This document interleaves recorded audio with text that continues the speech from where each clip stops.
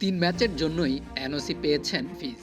খেলাটা আরব আমিরাত বলেই বিসিবি হয়তো ছেড়ে দিয়েছেন ফিজকে, যাতে বিসিবির দারুণ মনোভাবের পরিচয় ফুটে উঠেছে। তবে ফিজ কি দেশের ক্রিকেটের জন্য এমন সুন্দর মনোভাব রাখেন? সে উত্তর আপনাদের কাছেই জানতে চাই। ওইদিকে দিল্লির কথা চিন্তা করলে আপনি মনে স্বস্তি পেতে পারেন। যুদ্ধের দামামা বেজে ওঠায় শুধু সাময়িকভাবে খেলাই বন্ধ হয়নি, একবার চলে যাওয়ার পর ফিরে আসছেন না অনেক বিদেশিও। কাটারের ধার কমে যাওয়ায় আইপিএল, পিএসএল শুরুতে কোথাও জায়গা হয়নি ফিজের।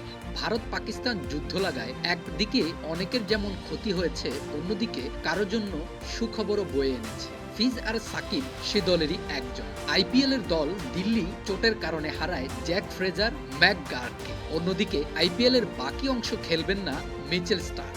তাতেই ডাক পড়ে মোস্তাফিজুর রহমানের, আর তাতেই ফিজ হয়ে যান বাংলাদেশিদের মধ্যে সবচেয়ে বেশি দামি আইপিএল ক্রিকেটার। ফিজের শুরুটা হয়েছিল ভারতের বিপক্ষেই। কাটারে পাগল করে দিয়ে উইকেটের পর উইকেট তুলে নিয়েছিলেন। এরপর ডাক পড়ে আইপিএল। হায়দ্রাবাদের হয়ে ট্রফিও জেতেন ফিজ। নিজে হয়েছেন সেরা উদীয়মান খেলোয়াড়। এরপর থেকে আস্তে আস্তে পারফরম্যান্সের গ্রাফ নিচে নামতে থাকে। যত দিন গিয়েছে ততই ফিজের ম্যাজিক ব্যাটারদের বুঝতে সহজ হয়েছে। ৩ ফরম্যাটের ক্রিকেটের সবচেয়ে সম্মানের যে টেস্ট, তাই ছেড়ে দিয়েছেন অসময়ে। তাতে নিজের লাভের দিকটাই চোখে পড়ার মতো।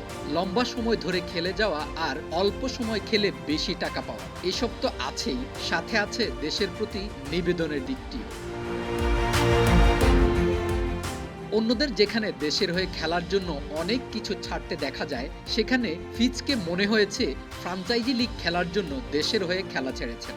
গণমাধ্যমে কম কথা বলেন বলে ফিজের মুখ থেকে খুব বেশি কিছু শুনতেও পাওয়া যায় না। তবে তিনি এখন আর সেই তরুণ ফিজ নন। এখন তিনি সিনিয়র খেলোয়াড়দের মধ্যে একজন হয়ে উঠেছেন। দেশের প্রতি তার যে দায়িত্ব তৈরি হওয়া দরকার, তা যদি না হয় তাহলে দেশের ক্রিকেট তার আন্তরিকতা মিস করবে।